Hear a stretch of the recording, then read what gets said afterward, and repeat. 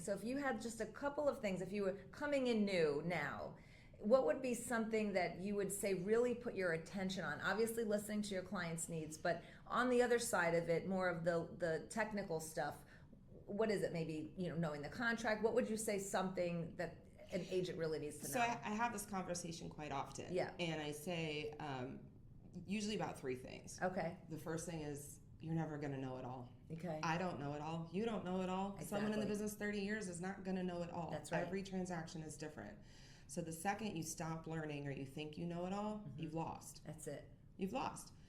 The next thing I tell them is what works for you may not work for, A, B, C, and D, Bob, Sarah, Sally, find out what works for you, what clicks for you. For me, because I was in the hospitality industry and being a bartender, what worked for me was going out and networking and meeting people. Yeah. So other people are really good on the phones if they've come from, a telemarketing background or a cold calling, let's just say sales background.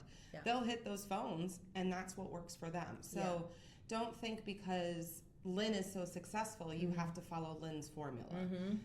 So find out what works for you. And if you don't know that answer, then let's try it all until something fits. Right. And that's when you create your identity in the business. Absolutely. Yeah. And we've gone places together and, you know so many people. I'm like, how does she know? And it's just because you network constantly, but you network in a beautiful way. It's never, you really, the name of the show is The Giver Gains. And the reason I created that is because it's the mentality I've learned over the years. The most successful people, they give. Yeah. They give a lot. And you have that beautiful talent and ability to, it is a talent. It's a natural state that you connect with people. And have you always been like that? Because I see you now as an adult, but were you like that your whole life? Because it seems like a trait that you learned, but it's so natural to you. I just, I don't know that I have an exact answer for that. Going through situations in life, right? You have 2 paths you can take. Someone said something to me a long time ago, and they said, just keep one foot in front of the other no matter what you go through. Just keep it moving. Yeah. Another thing that I keep in my mindset is that your day will go the way the corners of your mouth turn.